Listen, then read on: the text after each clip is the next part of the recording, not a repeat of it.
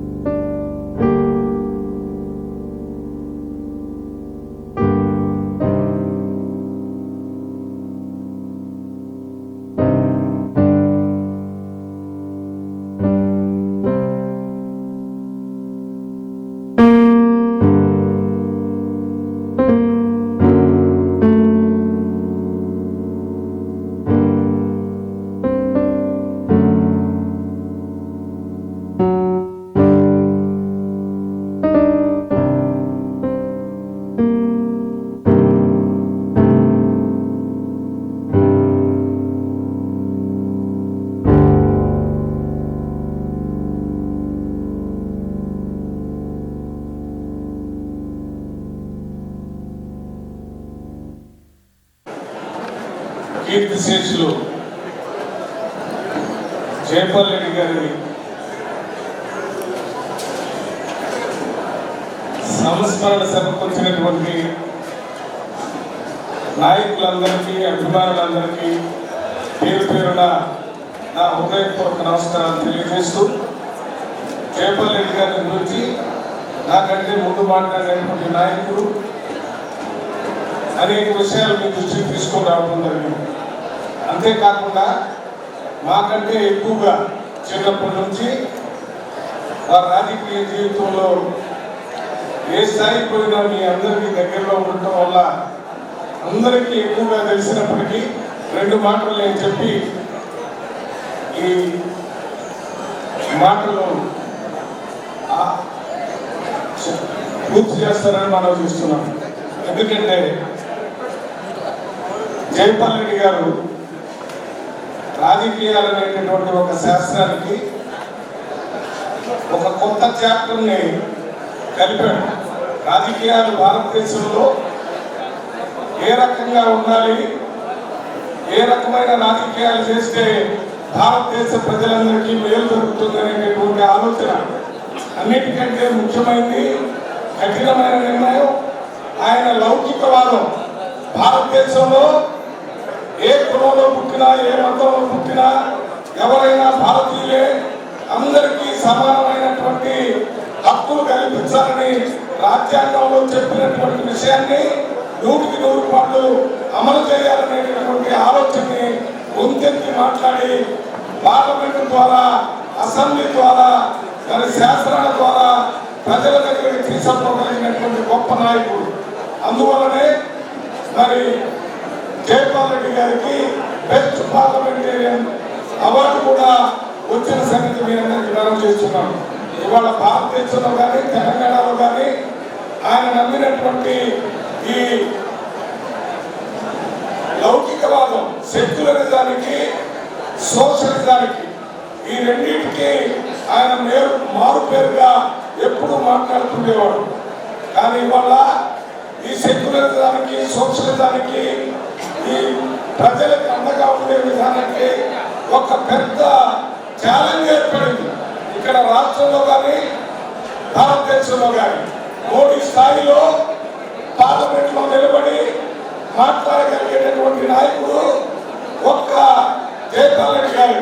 2014లో దురదృష్టం, 2000తోనే మరి ఆయన ఓడిపోవడం అంటే అది ఒక రకంగా పార్లమెంట్లో మన భారత ప్రజాస్వామ్యాన్ని గురించి, ప్రజల గురించి మాట్లాడేటటువంటి నాయకుడు గెలవకుండా పోయాడనేటటువంటి అయిపోయినటువంటి పరిస్థితి మనందరికీ అర్థమైంది.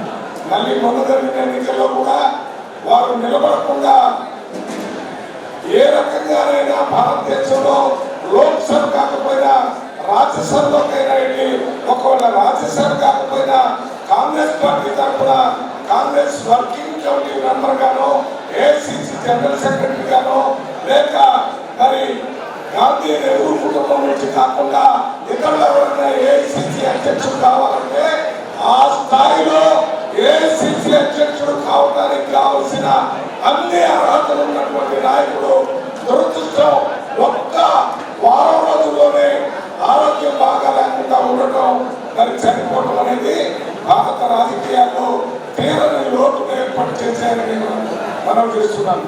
ఆయన చెప్పినటువంటి సిద్ధాంతాలు కానీ, ఆయన ఆచరించినటువంటి సిద్ధాంతాలు కానీ, ఆయన ఇవాళ మొన్న ఎక్కడో ఢిల్లీలో మీటింగ్ జరిగిన సంస్మరణ సభ, ఢిల్లీలో మీటింగ్ జరిగినప్పుడు సిపిఎం పార్టీ నాయకుడు సీతారాం యేచూరి చెప్తున్నాడు, రాజకీయ ఓనమాలు నేను జైపాల్ రెడ్డి దగ్గర నేర్చుకున్నానని సిపిఎం పార్టీ నాయకుడు చెప్తున్నాడు. బీజేపీ పార్టీకి సంబంధించినటువంటి మాజీ బీజేపీ కేంద్ర అధ్యక్షుడు ఆయన నాకు చాలా సన్నిహితుడు, వారి దగ్గరే రాజకీయాలు నేర్చుకున్నారని చెప్పారు. ఇతర పార్టీలకు సంబంధించిన నాయకులందరూ కూడా ఒకేసారి పరస్పర విరుద్ధమైనటువంటి రెండు ఆలోచన విధానాలకు కూడా దగ్గరగా పనిచేయగలిగినటువంటి గొప్ప శక్తి జైపాల్ రెడ్డి గారి దగ్గర ఉంది.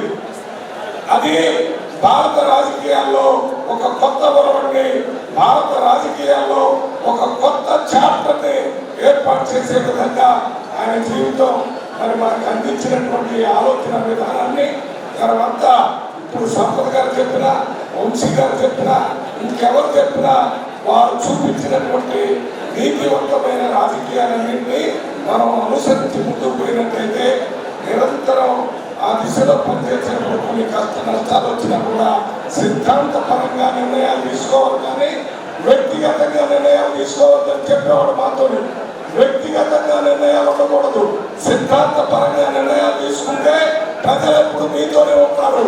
నువ్వు చెప్పే సిద్ధాంతం ప్రజలకు అనుకూలంగా ఉండాలి, ఆ సిద్ధాంతం నీకు అనుకూలంగా ఉండకూడదు, నీ స్వార్థం కోసం ఉండకూడదు, ప్రజల కోసం ఉండాలని చెప్పినటువంటి గొప్ప నాయకుడు మరి చనిపోయినటువంటి సందర్భంగా వారి ఆత్మకి శాంతి కలగాలని వారి కుటుంబ సభ్యులందరికీ ప్రత్యేకంగా మరి భగవంతుడు ఆ ధైర్యాన్ని ఇవ్వాలని మన ప్రాంతంలో ఉన్నటువంటి ప్రజలందరికీ మొన్న ఇంతకుముందు ఎంపీగా ఉండటమే కాకుండా మొన్న జరిగినటువంటి ఎంపీగా ఇక్కడ పోటీ చేసిన సందర్భంలో ఆ కార్యకర్తలు ఎవరైతే మన జైపాల్ రెడ్డి గారితో పనిచేసినటువంటి నాయకులందరూ ఏ రకమైన కార్యక్రమానికైనా మీరు ఎప్పుడు ఫోన్లో మాట్లాడినా, ఎప్పుడు పిలిచినా మీ అందరికీ అందుబాటులో ఉంటారని మాటిస్తూ సెలవు తీసుకుంటున్నాను.